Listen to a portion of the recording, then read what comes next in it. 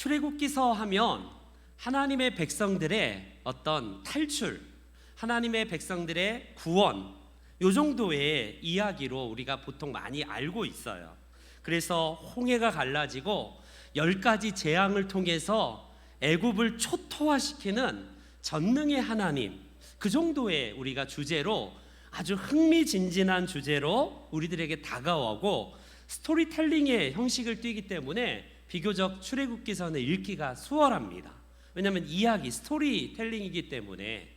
그런데 출애굽기서는 단순하게 그 정도의 스토리뿐만이 아니라 굉장히 여러 가지 주제를 오늘날을 살아가고 있는 우리 시대에 이 국가 간에 하나님께서 주시고 있는 내용들이 굉장히 풍성한 서신이 바로 이 출애굽기서입니다. 가장 기본 전제가 되는 것은 왜 애굽에서 굳이 거기 있으면 되는데 왜 나와야 되는가, 이거거든요. 이게 먼저 전제가 되어야 되는 이유. 그래서 그냥 그거를 그냥 한가 부수적인 게 아니라 이게 가장 중요한 주제 중에 하나입니다. 우리 하나님의 언약과 하나님의 약속대로 그냥 하나님께서 그냥 하신 이야기이기 때문에 그냥 뭐 하나님이 데리고 나온 거 아니냐, 물론 정답이죠. 할 말이 없어요. 하나님이 다 그냥 뭐 계획에 따라, 하나님이 시간 순서에 따라서, 섭리에 따라서 다 그냥 알아서 하시는 거기 때문에 우리가 뭐 그걸 어떻게 하냐 라고 말해도 우리는 할 말이 없는 건 사실입니다.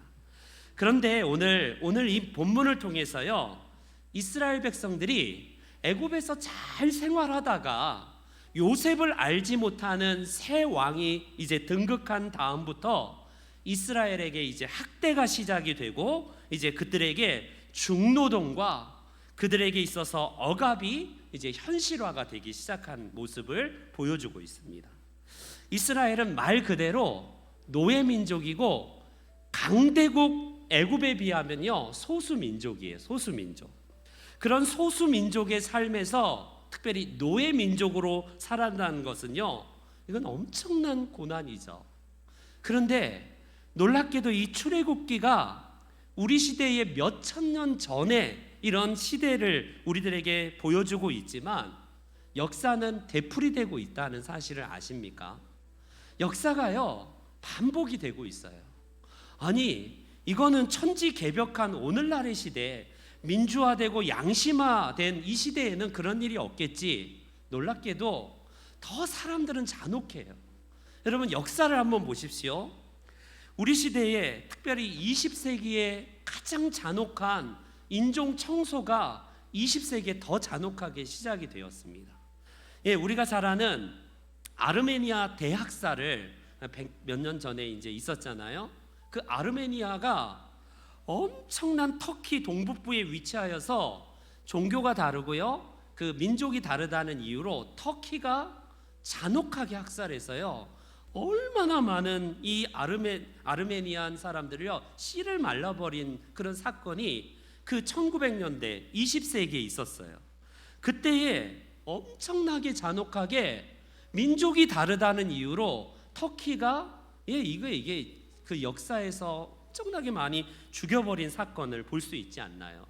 우리 몇십 년 전에 루안다 사태 우리 다 아잖아요. 루안다의 후투족이요 정권을 잡았을 때에 투치족, 그 소수민족이기 때문에 같은 이 르완다 족속인데 이게 그 강대국의 식민지 정책에 따라서 결과적으로 투치족이 완전 씨가 말랐습니다. 죽일 때 그냥 죽인 게 아니라 생사람을 그냥 막 불태워 죽여버리고 너무나 잔혹해요, 사람들이. 우리 한국인은 안 그럴까요? 여러분, 우리 민족도 마찬가지고, 여러분 지금도 자행되지 않습니까? 미얀마 지금 전쟁 중에 있는데 군부 지금 쿠데타 그 군부 물러나라고 여전히 지금 진행 중에 있는데 미얀마에 여러분 어때요? 그 여사 어때? 굉장히 위인이고 굉장히 전 세계에서 굉장히 평화로운 그 여사 아닙니까? 그런데 로힝야족이 그 르완다 이 미얀마에서 완전 씨가 말라버렸어요. 종교가 다르다는 이유로 그 종족이 다르다는 이유로 중국은 여전히 티벳과 여러 가지 지금 막 소수 민족을 완전히 진압하고 잔혹하게 진압하는 게 지금 21세기를 살아가고 있는 오늘 시대에도 여전히 발생되는 거 아닙니까? 어찌 보면 소수민족이라고 하기는 좀 뭐하지만 지금 러시아와 우크라이나의 전쟁을 보세요. 어찌 보면요, 러시아는 강대국입니다. 대국이에요. 그거에 비하면 우크라이나는 원래 같은 러시아에다가 이제 독립해서 나라를 이루었는데 소수민족을 향한 탄압이고 압박 아닙니까? 이게 오늘날 우리 시대에도 여전히 21세기의 바로는 오늘 우리 시대에도 있어요. 한국 사람은 안 그럴까요? 우리 민족은 심성이 착하고 선하기 때문에 절대로 안 그럴까요? 아니에요. 우리도 얼마든지 잔혹한, 그래서 북한과 남한 이 전쟁 중에 얼마나 많은 일 죽였습니까? 심지어 같은 동족인데 양민인데 혹시 이놈들 빨갱이 아니야 하면서 양민들을 잔혹하게 그냥 학살해버린 우리 제주 4.3 사건을 비롯해서 얼마나 우리 근현대사의 아픈 이런 모습들이 그냥 죽이는 게 아니에요. 너무 잔혹하게, 인간의 잔혹함이 너무 잔혹해서 말로 할 수 없을 정도로 치가 떨릴 만큼 잔혹성을 띈 게 인간의 이 본성이라고 할 수 있습니다. 왜 그럴까? 그 힌트는요, 하나님 없으면 그래요. 오늘 보세요. 파라오가 뭐라고 하냐면 내가 여호와가 누군지 어떻게 아냐? 여호와가 도대체 누군데? 이런 말을 해요. 우리 하나님께서 여호와가 보내라고 하십니다 했더니 여호와? 도대체 여호와가 누구야? 하나님 없는 사람들은요, 이 땅이 결국에는 파라다이스이기 때문에 내 성을 짓고 내 국고성을 짓고 내 피라미드를 짓고 이게 목적이에요. 그게 꼭 파라오만이 아니라 우리도 마찬가지예요. 하나님 없는 사람들, 아니 하나님을 믿는 우리조차도 얼떨 때는요, 우리 광기가 일어나요. 누군가를 진짜 죽이고 싶은 마음이 우리 안에 있지 않습니까? 누군가를 저주하고 진짜 저 인간 막 저주하고 싶고 막 우리 안에 있는 그 마음들이 어때요? 하나님 없는 사람들의 특징이기도 하지만 우리 안의 특징이기도 합니다. 그래서 이 엄청난 씨가 말라버린 이런 잔혹한 소수민족을 향한 학대와 억압은요, 21세기를 살아가는 오늘 시대에도 계속 현재 진행형으로 우리 인류의 역사가 진행되고 있다라는 사실입니다. 여러분, 우리나라는 그래도 한민족이라고 하니까 그나마 이 정도지 어때요? 놀랍게도 전라도, 경상도 지금도 막 이 지역 갈등을 아직도 있지 않습니까? 여러분, 어떻게 이런 일들이 지금 이 시대에도 일어나고 있어요? 한 민족이라고 하는데도 만약에 이 나라에 다른 민족이 두세 민족이 살면 우리 민족 이거 난리 날 겁니다. 아마 난리 날 거예요. 이 좁은 땅덩어리에 한 민족이라고 하는데도 이렇게 갈등을 일으키고 서로 막 비난하고 서로 죽이려고 막 이렇게 하는 이런 시대가 아닙니까? 이게 꼭 뭐 성경에 나오는 파라오의 이야기, 저런 터키의 아르메니아인을 향한 학대, 완전히 학살, 이게 그들의 이야기가 아니라 우리들의 이야기예요. 우리들의 이야기. 21세기를 살아가고 있는 이 대명천지에도 여전히 오늘 우리는요, 이 이스라엘 민족이 학대받고 있는 이 현상을 오늘 우리도 처해 있는지도 모르겠습니다. 결국에는 출애굽기는요, 여기서 출발하는 거예요. 하나님의 백성들은 결과적으로 소수민족이고 그 모든 위기 속에서 소수민족들인 이들이 결과적으로 생명에 대해서 항거하면서 결국에는 해방과 자유를 위한 민초들의 몸부림에서 시작이 됩니다. 아시다시피 생명을 살리는 것은 우리 출애굽기 1장부터 계속 보았잖아요. 여성들이었어요. 놀랍게도 이름도 없는 산파들이 등장을 해서 생명을 살려요. 놀랍게도 그 모세를 살린 거는요, 모세의 아버지도 아니고 아론은 어디 갔습니까? 형은 어디 갔어요? 그 정말 모세가 죽느니 사느니 이럴 때에 이 아이가 죽을 때에 그 동생 언니 누나 미리암이 쫓아가서 살리는 거 보지 않습니까? 이름 없고 정말 그 시대에 아무런 가치도 없는 이런 생명에 대한 이 살리는 현상들은 결과적으로 소수, 마이너리티가 이걸 하고 있다는 사실을 출애굽기서는 우리들에게 보여주고 있다라는 사실입니다. 이스라엘의 고통을 우리가 이제 계속해서 보았지만 모세의 탄생 전부터 이미 오래전부터 시작이 되었어요. 하나님은 왜 모세 때에 계속 이걸 지켜만 보셨을까? 우리로서는 알 수 없어요. 하나님의 시간표를 우리가 어찌, 우리는 400년이나 하나님이 400년이나 침묵하고 있었단 말이야? 우리의 눈은 400년이지만 하나님은 400년이 1초도 안 되고, 하나님의 시간표를 우리가 시간표 안에다가 두려고 하는 이 오류 때문에 우리의 생각이죠. 우리의 생각. 하나님은 왜 침묵하고 계십니까? 우리 인간의 눈에서 볼 때에 그런 우리의 탄식이 나올 수도 있지만, 그거는 하나님을 시간표 안으로, 시간 안으로 집어넣으려고 하는, 시간을 창조하신 분이 하나님이신데 결과적으로 이 애굽에 의한 중노동과 결국 산화 제한으로 씨가 말라버릴 이 위기에서도 하나님은 오랜 세월 동안 이스라엘을 결과적으로 계속 번성시키고, 계속해서 이제 때가 되매 하나님은 모세를 이제 보내고 계시는 장면을 오늘 본문은 보여주고 있습니다. 내 백성을 보내라. 하나님의 뜻이 명확하게 모세에게 이제 사명이 주어지고, 지난번에 말씀드렸듯이 뭐 성경에는 나오진 않았지만 미드라시라는 이 히브리인들의 경전에는 일주일 동안 옥신각신하면서 모세가 안 가겠다, 가라 모세야, 계속 설득하는 과정을 일주일 동안 걸렸다, 이런 해석이 있는데 그거는 성경에서 나오지 않기 때문에 구전으로 내려오는 그들의 이제 이야기이긴 하지만, 어찌 보면 하나님의 뜻이 온전히 전해지자 이제는 모든 게 상황이 종료가 되겠구나, 우리의 기대에도 불구하고 더 심해져요. 더 잔혹한 학대와 가혹한 이제 이스라엘 향한 이 학대가 더 심해집니다. 이게 아이러니예요. 역사의 아이러니. 전에는 진흙 벽돌을 만들 때에 그래도 짚을 공급해 주었어요. 그 짚을 공급해서 진흙과 이겨갖고 말리는 작업과 더불어서 결과적으로 건축술이 애굽이 얼마나 발달했는지 보십시오. 이 지금 애굽에 지금 그 건축술들이 다 어디서 나오냐면 다 노예의 노동력에서 수없이 많은 생명의 대가와 바꾸어서 저 위대한 저 지금 막 관광지인 피라미드를 비롯해서 뭐 엄청난 람세스 도시 막 그런 데 가보세요. 막 혀가 두를 정도로 이런 건축물을 어떻게 몇천 년 전에 지었을까 싶지만, 지금도 우리 뭐 피라미드에 그게 해석이 안 되잖아. 어떻게 그 시대에 기계도 없는데 이걸 정교하게 어떻게 이렇게 쌓았을까? 그게 굉장히 불가사의지 않습니까? 다 어찌되었건 이 노동력이 그냥 잔혹한 생명과 바꾸는, 피와 바꾼 역사라고 할 수 있습니다.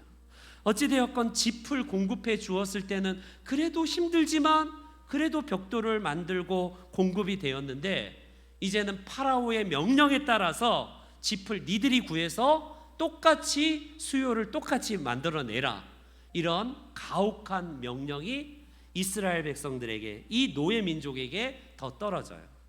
노동시간을 단축해도 모자랄 판인데 노동시간이 더 늘어나야지만이 그 짚을 구하는 시간과 더불어서 더 고통스러운 이 시간이 이스라엘은 이제 시작이 되고 있습니다. 중노동의 현실은 오늘날에도 사실 좀 뭐 많이 다르긴 하지만 오늘날 우리 시대에도 많은 이슈가 되고 있어요. 지금 윤석열 정부에서는 어떤 정책을 쓴지 제가 잘 모릅니다. 그런데 통계에 의하면 우리나라가 OECD 국가에서 현재 부동에 계속해서 상위에 랭크되어 있는 일 많이 하는 나라 중에 하나예요. 어떻습니까? 노동력 지금 뭐 주 4일 근무제로 뭐 어떻게 시행한다, 이런 시대를 살고 있지만 여전히 우리나라가 연간 2163시간으로 OECD 국가에서 2위로 최고 일 많이 하는 나라 중에 하나입니다. 좋은 말로 부지런한 국가라고 할 수 있지만 그만큼 사측의 입장에서 보면 굉장히 노동력 시간들을 많이 하고 있어요.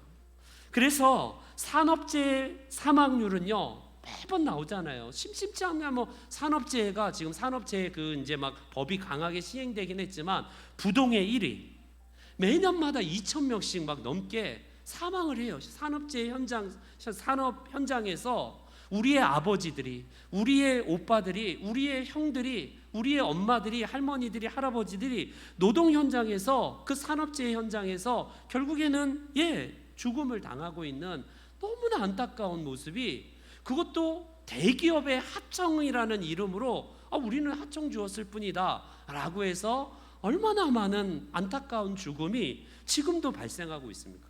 그것도 청년, 지금 막 꽃 피어나서 대학교 휴학하고 잠깐 일을 해서 학자금을 벌자고 뛰어드는 그 산업재해 현장에서 막 죽게 되고 막 이런 일들이 얼마나 많아요.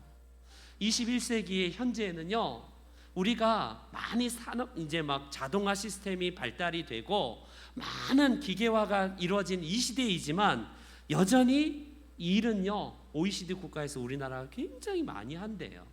그만큼 일을 많이 했기 때문에 이 나라가 그래도 이 자원도 없는 이 좁은 땅덩어리에서 OECD 세계 10위 대국이라는 엄청난 은혜를 하나님께서 주시긴 했지만 현대인들은 만성 피로에 여전히 많이 지쳐 있고요.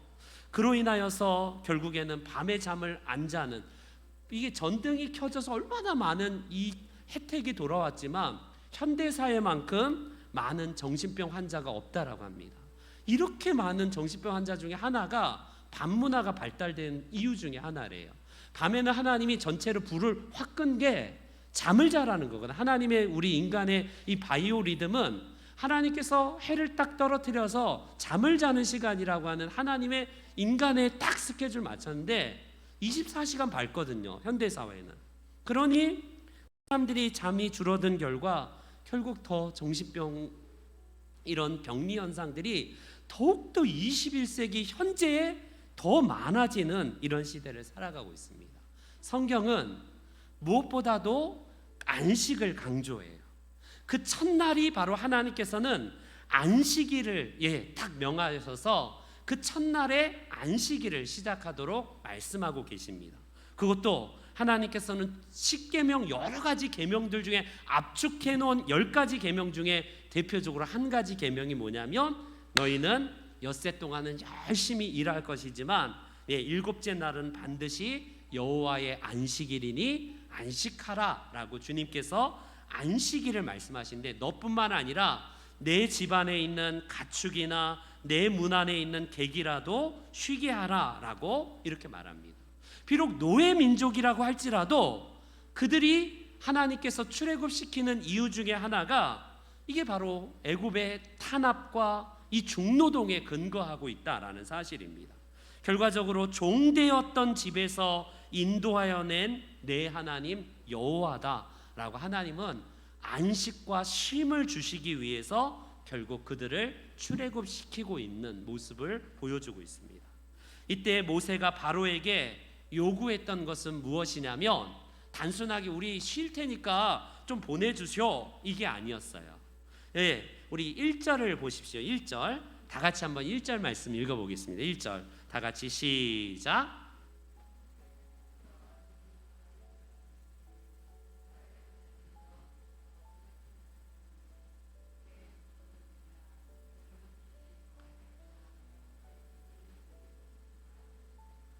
여기서 절기라는 단어가 나와요. 절기.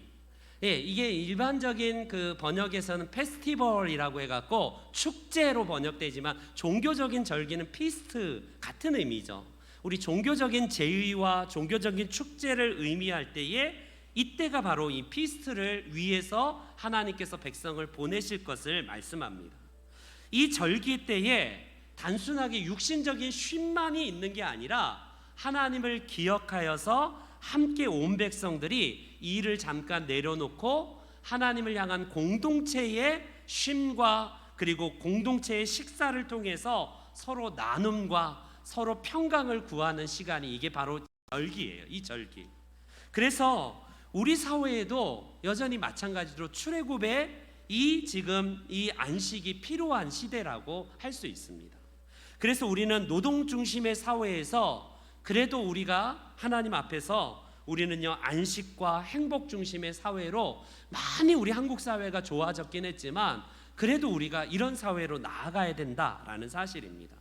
노동이 중노동으로 해서 어떻게든지 막 우리 사측에서 뭔가를 막 이윤을 내기 위한 것이 아니라 일을 해도 즐거운 노동을 할 수 있도록 그 노사 간에 아름다운 협력이 있어야 되고, 사측에서도 무조건 임금만 달라, 돈 내놔라 이렇게만 해도 안 되죠.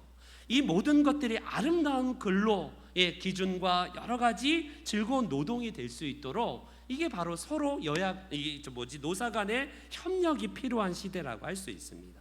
결국 여러분, 칼 막스가 성경의 정신에서 결과적으로 지금 공산주의를 조금 차용해 오지 않습니까? 보니까 사도행전에 보니까 재산 네 거 내 것 없이 서로 유무상통하고, 이게 너무나 좋거든요. 그래서 칼 막스의 원래 정신은 이 공산주의를 만들 때에 굉장히 좋은 생각이었어요. 하루에 4시간 정도만 서로 일하게 해갖고 나머지 시간에는 독서와 자기 개발, 휴식, 그리고 놀이, 서로 함께 공동체 안에서 서로 격려하는 시간, 이걸 위해서 칼 막스가요 굉장히 좋은 의도에서 시작은 한 건 사실이에요. 근데 우리 사회가 그런 공산주의 이념은 좋지만 꼭 그렇던가요? 아니, 내가 일 안 해도 저놈들이 일해서 똑같이, 나는 열심히 했는데 저 사람은 덜 일이라고 똑같이 나와? 아니, 나도 안 해, 일 안 해. 이렇게 우리 인간의 이게 본성이거든요. 어찌 되었건 오늘날 이 시대에는요 결국 고도의 기계화와 전산화를 통해서 효율화가 이루어지는 시대를 이제 살고는 있습니다. 그런데 참 일자리라는 게 여러 가지로 지금 청년 일자리에 대한 이야기들이 심심치 않게 우리 한국 사회에도 나오고 있어요. 청년들이 일자리가 없다, 뭐 갈 곳이 없다, 막 이런 얘기들이 어제 오늘의 이야기가 아니지 않습니까? 그런데 또 너무나 너무나 빨리 은퇴를 하면, 이게 지금 너무나 빨리 은퇴를 하면 여가를 즐겨야 되는데 또 일할 수 있는 그런 시간들을 늘려야 되는 이 문제, 여러 가지 복합적인 것들이 한국 사회에서도 만만치 않은 문제가 됩니다. 청년들은 청년대로 기득권에서 계속 은퇴하지 아니하고 근로시간을 비롯해서 더 정년을 연장시키자, 막 이런 법안들을 막 만들려고 막 노력하고 있고, 청년들은 청년들대로 우리는 일자리가 없다, 막 이게 지금 서로 아우성이지 않습니까? 어찌 되었건 우리는 이게 참 쉽지 않은 현실의 모습이긴 하지만, 노동이 아니라 안식을 중심으로 우리 이 사회가 아름답게 돌아가야 되는 것으로 오늘 이 본문을 통해서 우리가 볼 수 있습니다. 어찌되었건 노동시간 대신에 우리는 광야로 나가서 하나님께서 말씀하신 예배를 위해 우리를 보내다오, 내 백성을 보내라고 하나님께서 이스라엘 이 요구를 파라오에게 요구할 때에 파라오가 뭐라고 얘기하는지 한번 보세요. 파라오는요 8절에 이렇게 말합니다. 8절에 중간에 보니까 그들이 게으름으로, 여러분 게으르다라고 이 억압자의 입장에서 볼 때는 이놈들이 지금 배불러 갖고 이거 안 되겠네, 진짜 게으르네, 이런 눈으로 볼 수밖에 없어요. 17절에도 연거푸 또 계속해서 우리를 노동시간을 좀 줄여달라는 이 요구 앞에 파라오가 뭐라고 하냐면 너희가 게으르다 2번 또 일갈해 버립니다. 시끄러워, 이 게으른 놈들이 도대체 지금 배가 부르니까 말이 많어? 이렇게 지금 말을 하는 거예요. 여러분, 실제적으로 게을렀을까? 물론 사람의 성향 따라 어떤 사람은 조금 게으른 사람이 있고 조금 더 부지런한 사람도 없지 않아 있지만, 진짜 이스라엘 백성들이 게으릅니까? 집도 주지 않고 벽돌을 똑같이 그 수요대로 맞춰서 매번 바치라고 했을 때에 안 하면 더 막 채찍질이 되고 더 막 학대하는 이 상황에서 게으릅니까?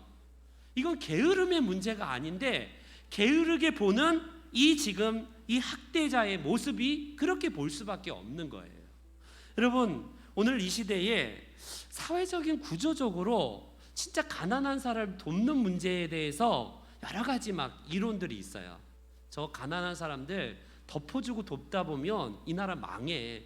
복지 정책을 너무 과도하게 하면 안 돼. 이런 뭐 여러 가지 시각들 있잖아요. 그 중에서 뭐 다른 거 다 차치고 다른 거 다 제치고 이런 얘기가 있어요.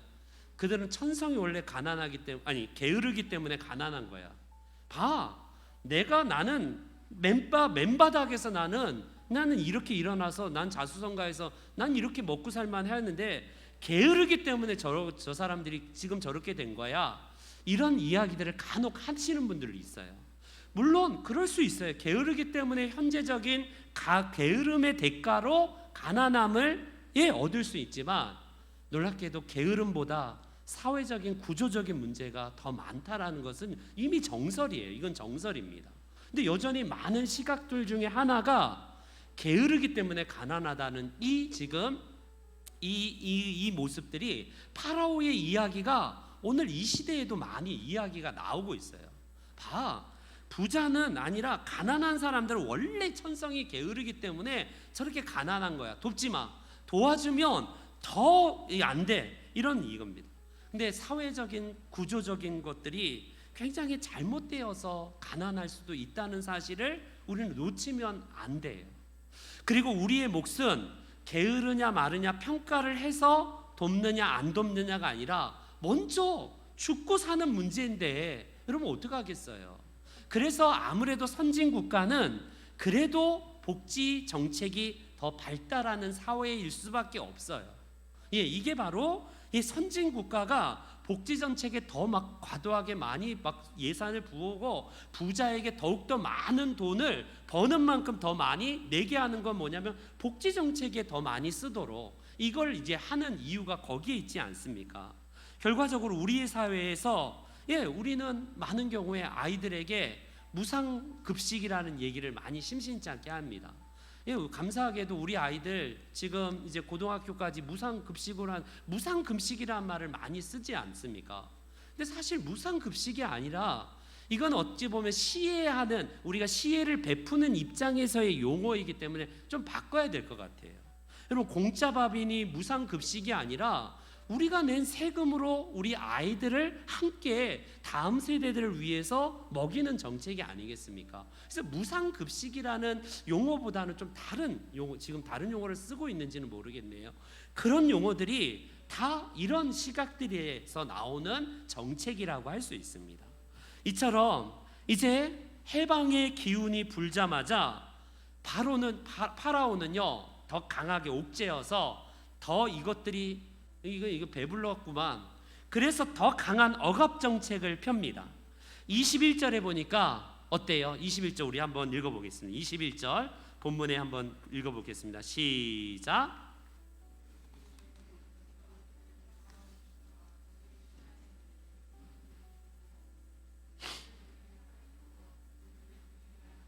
이게 누가 원망하는 거냐면 같은 동족이 원망하는 거예요.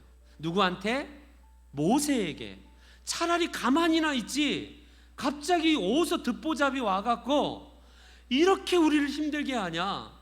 차라리 전에가 이 중노동을 해도 짚을 주었을 때가 좋았다. 이게 바로 모세를 향한 이 같은 동족인 이스라엘 백성들이 불평하고 원망하는 내용입니다. 여러분, 이게 지금 누구한테 원망할 소리예요?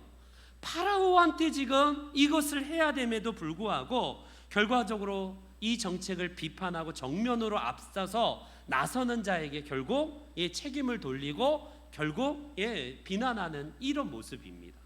오늘 이 시대에도 여러분 앞선 사람들은 항상 욕먹기 마련이에요. 어떤 정책이나 어떤 개혁을 위해서 앞서 먼저 걸어가는 자는 외로운 법입니다. 그래서 성경에는 어찌 보면 우리에게 많이 선생이 되지 말라라는 겁니다. 그 이유가 그거에 있어요. 파라오를 향한 이 비난이 파라오에는 너무 큰 산이고 감히 함부로 할 수 없는 것이기 때문에 같은 동족인 이 지금 모세와 아론을 향해서 니들이 지금 너희들 때문에 괜히 저희들에게 칼을 주어서 우리가 지금 죽게 생겼다. 지금 난리치고 있는 모습을 보여주고 있습니다. 이게 바로 오늘 이 이민족의 완전히 붕괴되기 직전이에요. 여러분, 언제나 이 강한 이런 대국들은요, 이런 소수민족들을 억압하기 위해서는요 어떤 정책을 쓰냐면 분열 정책을 쓸 수밖에 없어요. 그래서 우리 민족도 어떠냐면 같은 동족이 같은 동족을 향해서 이런 분열 정책을 쓰면 와해돼 버리거든요. 아예 민중 봉기나 민주화 운동이나 이런 것들을 밑에서 죽이기 위한 방법으로 이게 이간질 시켜버리면 그냥 끝나버리거든요. 이런 것들이 굉장히 많아요. 여러분 일제 강점기 때 어떻습니까?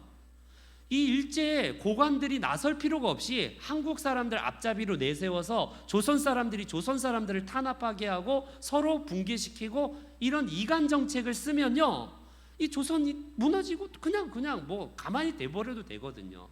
이게 어느 민족이나 쓰는 그런 분열 정책인데 지금 파라오가 이걸 쓰는 거예요. 모세를 향해서 원망을 누가 해야 되냐면 파라오나 지금 애굽 사람들이 해야 되는데, 같은 동족인 지금 이스라엘 백성들을 구원하겠다라고 나섰던 모세와 아론을 향한 원망이 오늘 본문에 이제 등장하기 시작합니다. 만만치 않는 저항이 해방과 자유를 위한 출발, 이 시동에서 결과적으로 이제 부딪히고 있는 모습을 보여주고 있어요. 여러분, 문제가 있을 때에는 서로 하나가 되고 서로 규합하고 일치 단결해야 함에도 불구하고 이게 더 어려워지는 이유가 바로 여기에 있습니다. 노예들이 단결했을 때에 결국 어때요? 홍해가 갈라지기 시작하고 애굽의 노예 정책이 무너지는 것, 이게 바로 사실이지 않습니까?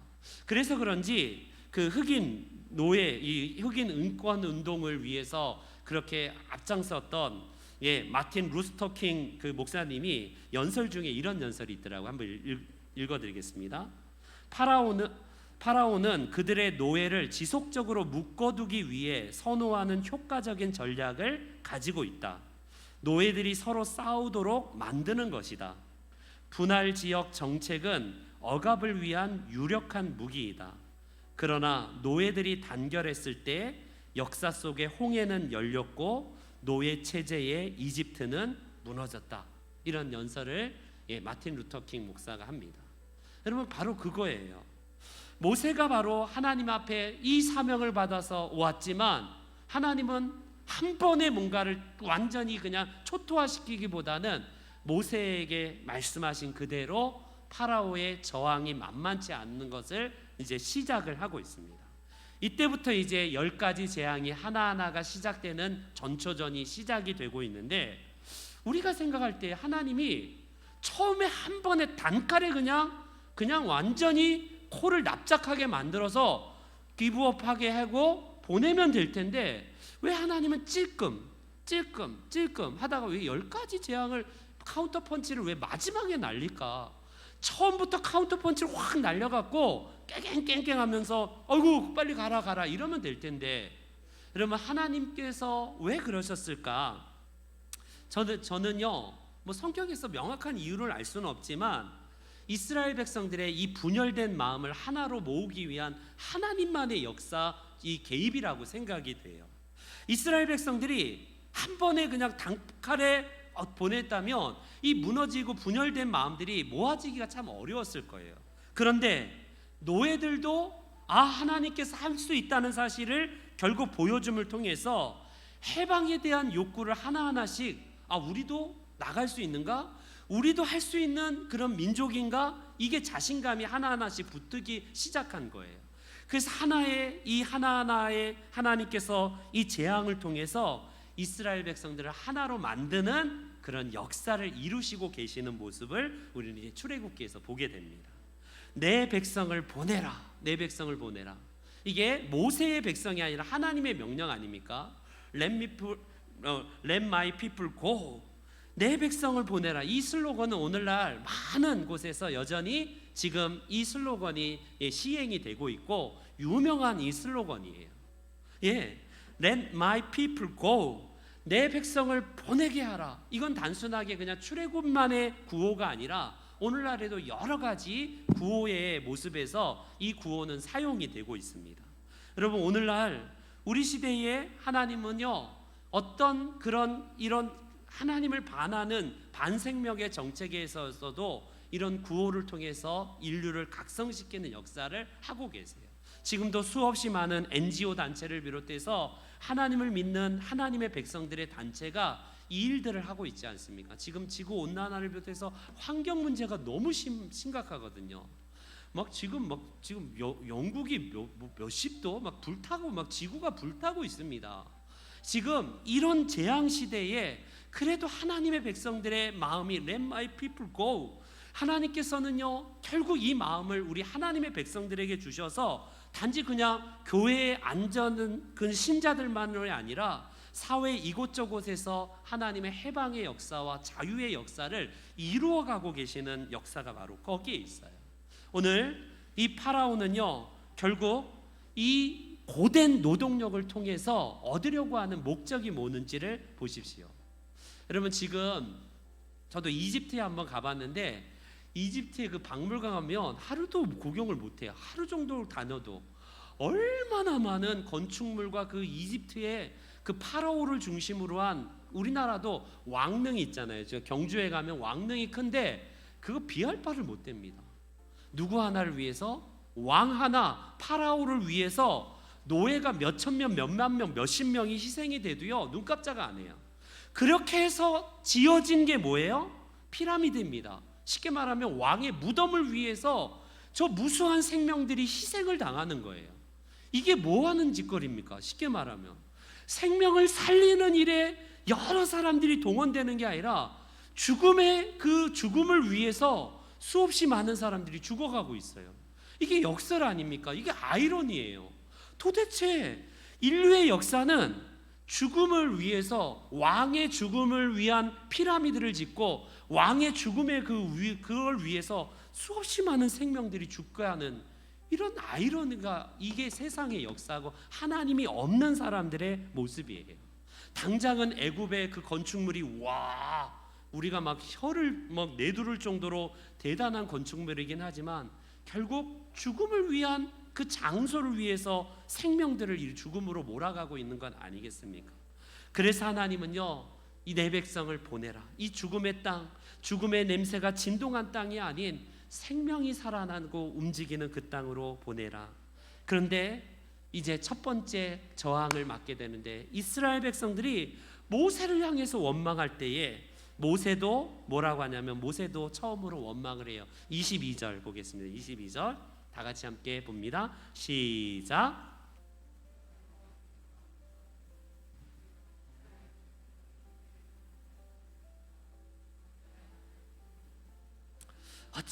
어찌하여 왜 하필 나를 왜 보내셔서 내가 이럴 줄 알았다고 말하지 않았습니까? 쉽게 말하면 이거예요. 하나님이 원망받으실 만한 분입니까? 저는요 모세의 이 마음이 이해가 가요. 모세는 무조건 순종적으로 알겠습니다. 하나님 그럴 수도 있겠죠. 그렇습니다. 이렇게 했다면 모세는요 처음부터 믿음이 대단한 사람이 아니에요. 하나님의 이 역사의 움직임을 때로는 너무 이해할 수 없는 하나님이거든요. 지난주에 우리 보았잖아요. 이해할 수 없는 하나님, 너무 낯선 하나님이십니다. 그런데 이 억압의 현상 속에서도 하나님의 하나하나의 해방과 자유를 위한 이 시동을 걸고 계시는 하나님을 목격하고 그러다 보면 모세가 믿음이 성장하게 되고 성숙하게 되는 것을 보게 됩니다. 저와 여러분들이 하나님의 뜻과 하나님의 목적을 단번에 우리가 다 알 수는 없어요. 그러나 우리는 때로는 성토도 하기도 하고 하나님을 원망도 하기도 하고 하나님 앞에 혀를 빼물고 도대체 하나님 이게 어떻게 된 겁니까? 라고 그렇지만 궁극적인 거는 변함없는 거는 하나님이 역사를 만들어가고 계시다는 사실입니다. 특별히 소수 민족 우리 작은 자에 대한 하나님의 마음을 성경은 많이 기록하고 있어요. 애굽이라는 그 당시 가장 강대국, 지금 미국과 중국과 같은 어마어마한 강대국 그 속에서 약소국들의 눈물, 지금 우크라이나, 미얀마를 비롯해서 여러 소수민족의 아픔과 눈물, 그런 어려운 상황을 하나님은 미국은 하나님이 축복받은 나라니까 하나님이 미국에만 축복 주시는 하나님, 그런 시각이 아니라 여전히 전쟁에서 눈물 흘리는 지금 우크라이나의 그 어린아이의 모습들, 죽어가는 생명 속에서 하나님은 같이 눈물 흘리고 계시다는 사실을 우리 또한 기억합니다. 그 속에 저와 여러분들이 작은 자로서 하나님 나라를 바라면서 하나님은 모세처럼 우리에게 명령하고 계세요. Let my people go. 내 백성을 보내라. 아니 나는 모세도 아닌데 하나님. 아니, 우리만의 하나님 주신 사명이 있을 거니 하나님의 이 말씀 붙드시고 우리가 주어진 이 모든 삶 속에서 자유와 해방의 시동을 거시는 우리 하나님의 그 스케줄에 따라서 우리 또한 늘 이 관점으로 하나님 나라에 동참하시는 우리 모든 성도님들 되시기를 주의 이름으로 축원합니다. 아멘.